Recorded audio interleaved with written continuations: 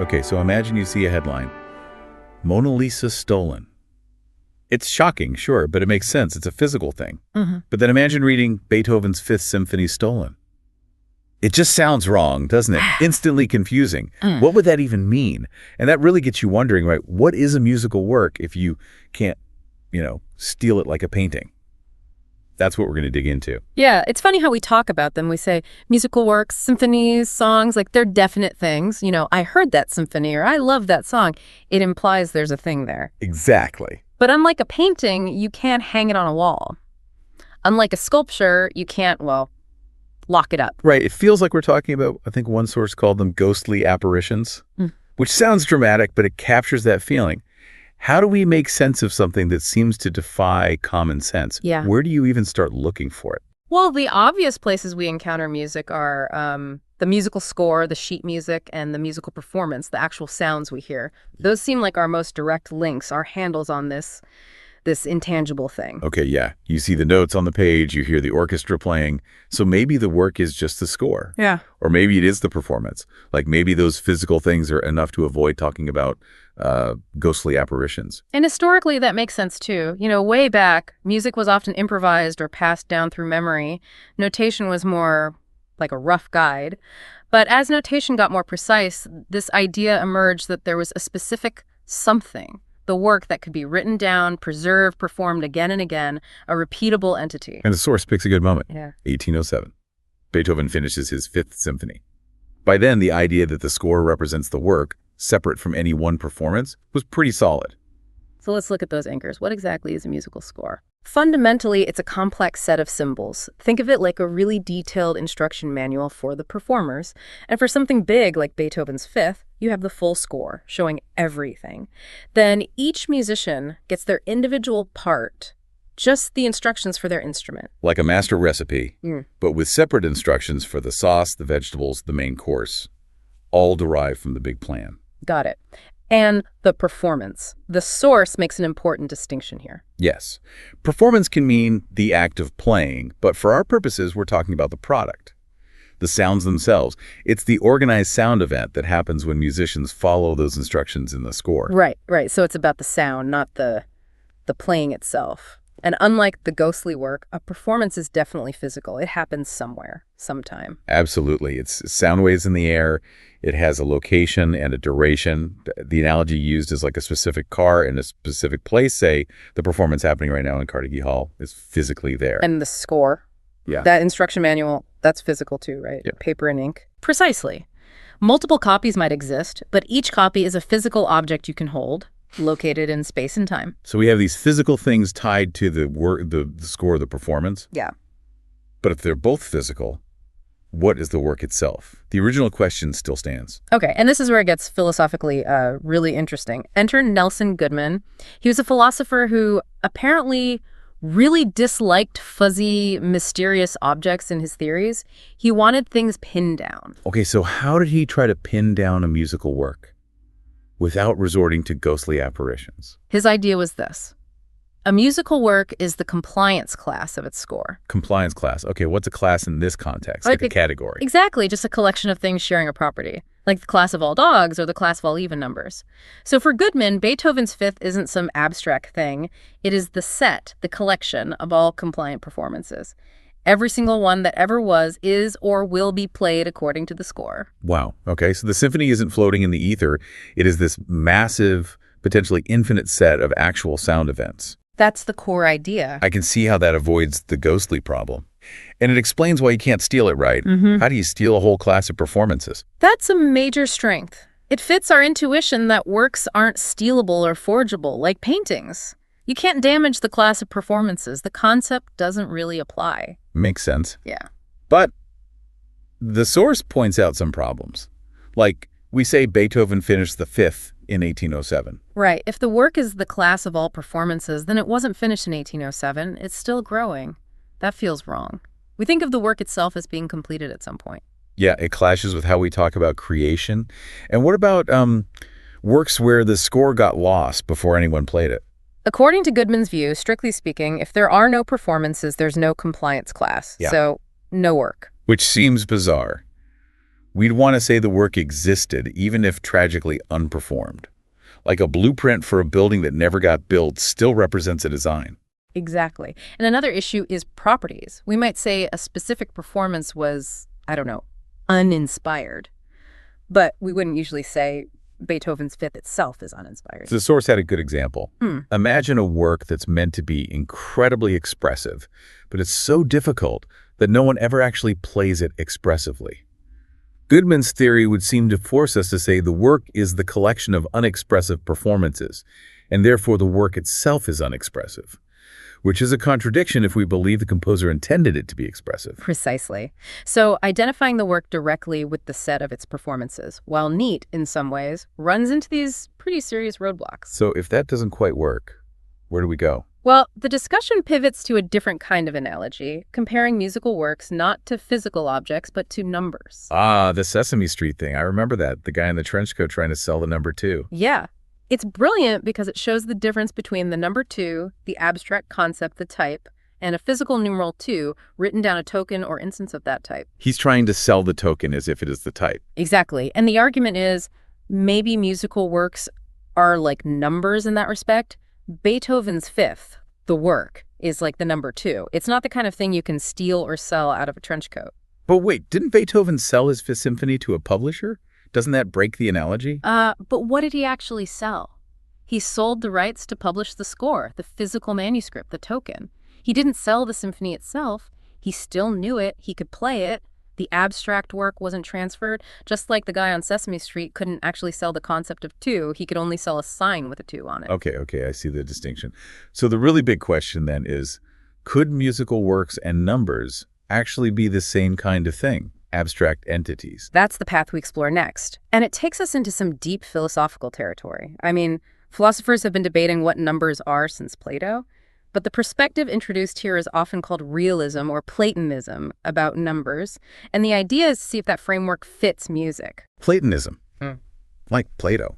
So the idea that these abstract things are, in some sense, real. Yes. Following the philosopher Charles Sanders Peirce, we use the terms type and token. The numeral 2 you write is a token. It's a physical mark.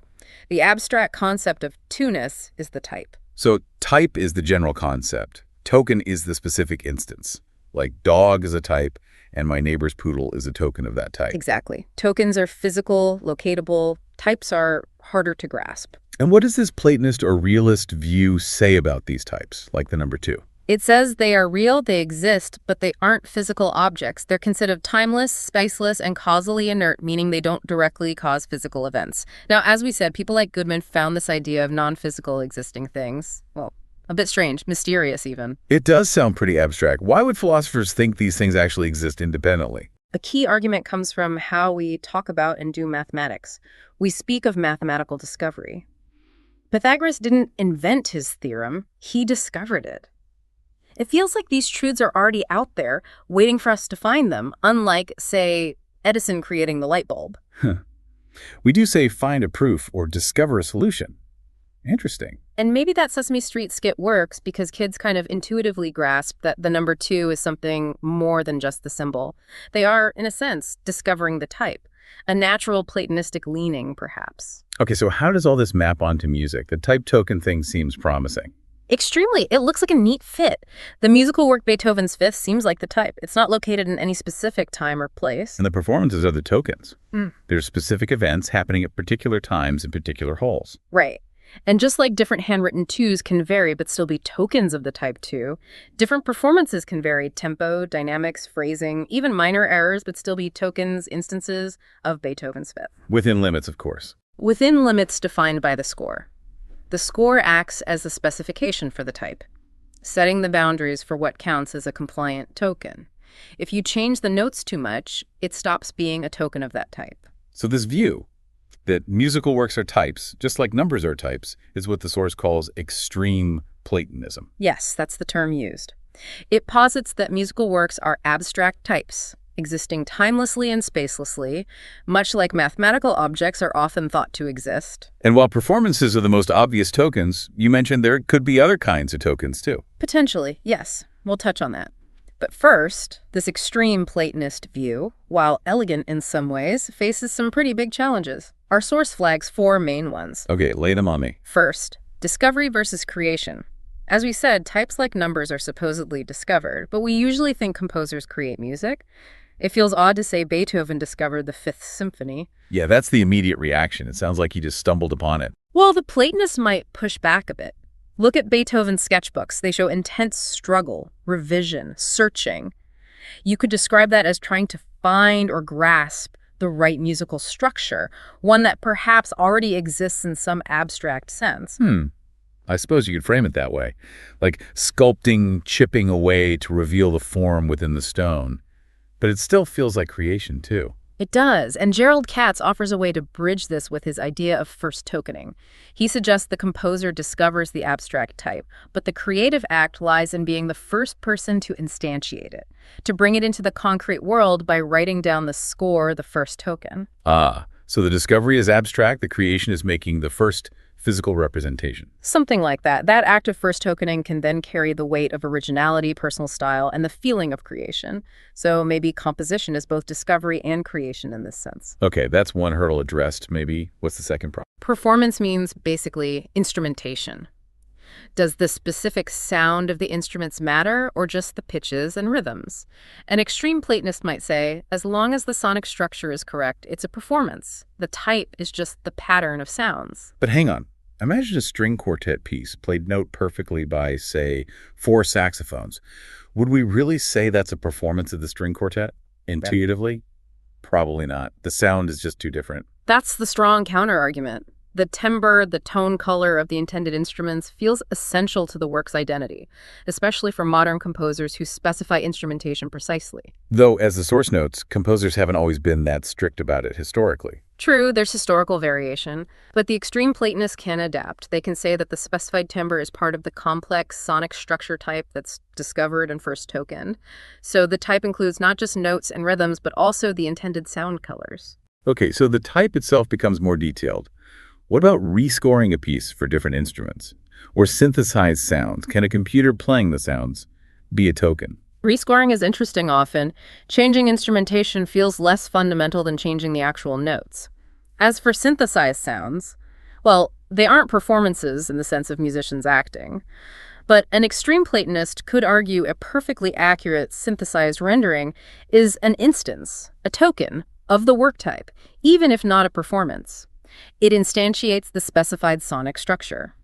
Even if it feels weird to call a computer playback an instance in the same way as a live orchestra. It can feel weird, yes. Some might argue only soundings produced by humans in the intended way count. Others might broaden the idea. Think of opera, where the visual element is key. Is a concert performance even a full token of an opera type? It gets complex, but extreme Platonism isn't necessarily sunk by instrumentation. Okay, problem 3. Personal expression. Levinson's objection. Art is personal. Discovery is impersonal. Columbus finding America isn't like Beethoven composing the Eroica. One feels like finding something external, the other like expressing something internal. Right, art feels like it comes from the artist. But again, consider the analogy. Newton's Principia Mathematica. That was discovery, but it absolutely bears Newton's personal intellectual stamp. Katz's first tokening idea comes back here too. The personal stamp is in how the artist grasps the abstract idea and makes it accessible, how they create that first token. The source mentions that movie Eroica, where Beethoven's deafness is shown almost like it helps him hear these pure pre-existing sounds. That kind of discovery language does pop up and talk about composers. Exactly. It was part of the romantic ideal sometimes. It doesn't fully dissolve the issue for everyone, but it offers a way to think about it within the Platonist framework. And the last problem, number 4. Destruction. Types are supposed to be eternal, indestructible, but musical works seem like they can be destroyed. Think of all the lost works by Bach. If the scores and all memory of them are gone, isn't the work gone too? That seems like a really tough one for extreme Platonism. If the type exists timelessly, how can it cease to exist? Which leads us neatly to the alternative, Gerald Levinson's qualified Platonism. Qualified, so Platonism with an asterisk. Kind of. Levinson likes the type token idea for works and performances, but he rejects the discovery part and the timelessness. He proposes that musical works are initiated types. They are types, yes, but they are created by a composer at a specific time through an intentional act. They don't exist eternally before being composed. Like the design for the Ford Thunderbird. That type of car didn't exist until Ford designed it. It was initiated. Exactly, or the Lincoln Penny design, or Beethoven's Fifth. These are types, structures, patterns, but they have a historical beginning brought into being by human action. Okay, so they are created, not discovered. That fits better with our intuition about composing. But can these initiated types be destroyed? What happens to Bach's lost cantatas? That's where it gets murky, even for Levinson. He seems to lean towards, yes, maybe an initiated type can cease to exist if it's utterly forgotten, no scores, no recordings, no memory, if all tokens and the means to create new ones vanish. But he also admits feeling the pull of the Platonist idea that once a type exists, even an initiated one, maybe it can't truly be destroyed, just become inaccessible. It sounds conceptually tricky. Can something be both a type in that abstract sense and also something that begins in time through human action? Can we actually interact with the realm of types to make one start existing?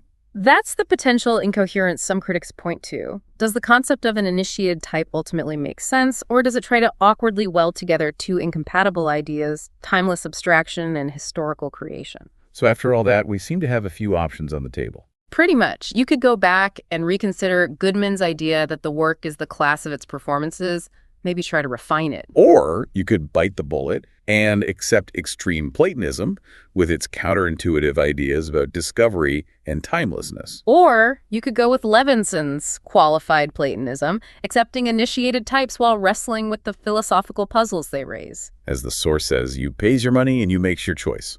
No easy answer. No easy answer.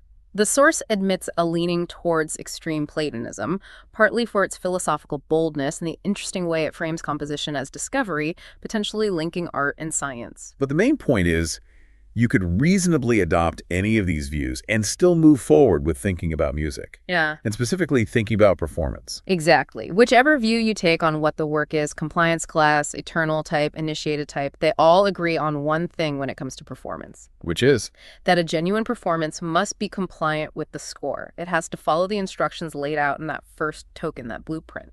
Okay, that makes sense as a foundation. So compliance with the score is key. Right. And that sets up the next big questions for us to explore. First, what does compliance actually mean? How much wiggle room is there? And second, beyond just being compliant, what kind of thing is a musical performance itself? What are its properties? Ah, okay. So we've tried to figure out the work. Now we need to figure out the performance. Looking forward to digging into this. Me too. Plenty more to explore in the philosophy of music.